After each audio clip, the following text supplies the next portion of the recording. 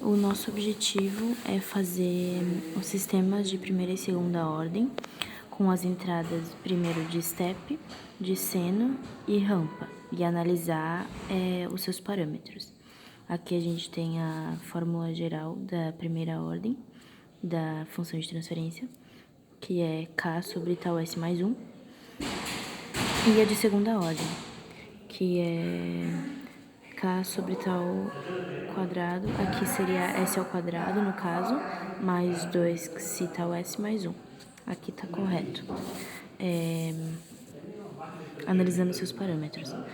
Então, a gente definiu o k como sendo 5, o tau como sendo 10 e o psi 0,5, porque a gente vai ter que considerar um sistema subamortecido, um amortecido e um sobreamortecido. Então, inicialmente, entre 0 e 1, o psi vai ser subamortecido. Aí a gente tem aqui a função de transferência, que é a saída sobre a entrada, certo?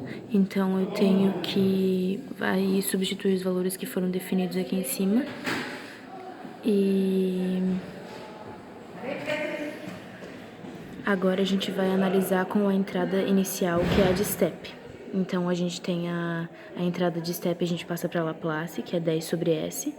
Então, a saída vai ser a função de transferência, vezes a entrada, que estava aqui, a gente fez ela aqui, né? 10 sobre S. Então, agora, a gente vai agora que a gente tem ela em Laplace, a gente vai passar ela pro tempo. A gente precisa ir no livro. Eu tenho aqui uma tabela, que daí a gente não precisa ir lá. E a gente encontra a conversão 21, né? Que seria essa daqui, que é como ficou. A gente só não apresenta o K, porque ele vai estar fora multiplicando. Converte, resulta nisso daqui. E onde o psi vai ser tangente de menos 1 desse termo aqui. Isso.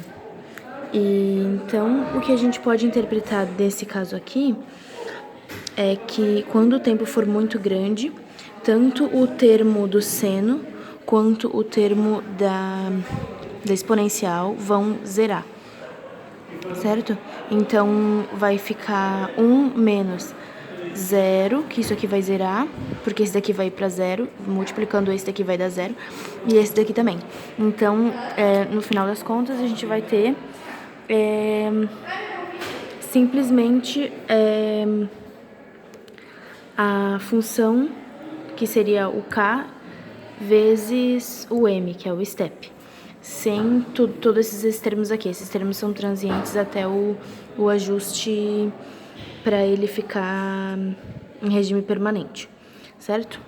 Agora, a gente vai analisar os parâmetros.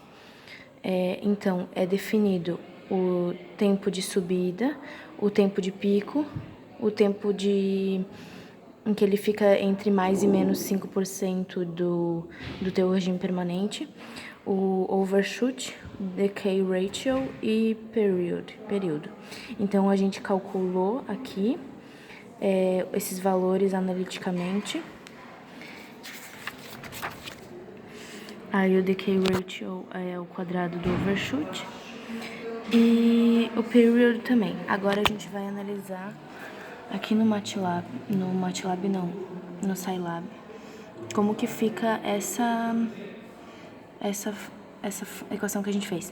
Aqui a gente tem os valores de eu tenho tau igual a 10, então tau ao quadrado vai ser 100. Nesse caso aqui, a gente fez os 3 casos, né? Ali a gente só fez analiticamente um. Aqui, o primeiro é subamortecido, né? Em que o psi é 0,5. O segundo é sobreamortecido. E o terceiro é crítico, que é o psi igual a 1. E esse daqui, psi igual a 1,2, certo? Então, o que a gente fez para montar isso daqui? A gente veio no navegador, né, na paleta, e foi encontrando os blocos. Esse daqui é a entrada em step, e essas caixas aqui foram todas encontradas dentro do navegador. Tem o Mux, que a gente utilizou para unir todas as respostas desses aqui e plotar em um mesmo gráfico. Então, no gráfico a gente define o y máximo e y mínimo e o tempo de atualização que ele vai ter. Também é necessário vir aqui em configurações, na simulação, e definir, alterar o tempo final de integração para que ele possa parar e a gente consiga enxergar o gráfico de uma vez só. Isso já foi tudo realizado. Isso daqui também a gente escreveu manualmente aqui. E então a gente vai analisar agora no gráfico como que ficaria a resposta nesse caso. A gente tem aqui então o crítico, que é o intermediário, que é esse daqui, no caso, 20, esse daqui, em que o x é igual a 1, é esse do meio, né, que é o crítico. Essas são as saídas, e a entrada é a em verde, que é o nosso step. Então, o que acontece?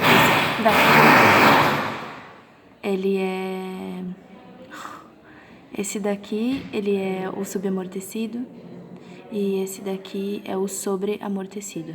Então, ele vai demorar um pouco mais, né? Ele é um pouco mais seguro, e esse daqui ele ultrapassa. Então, analisando agora com o datatype,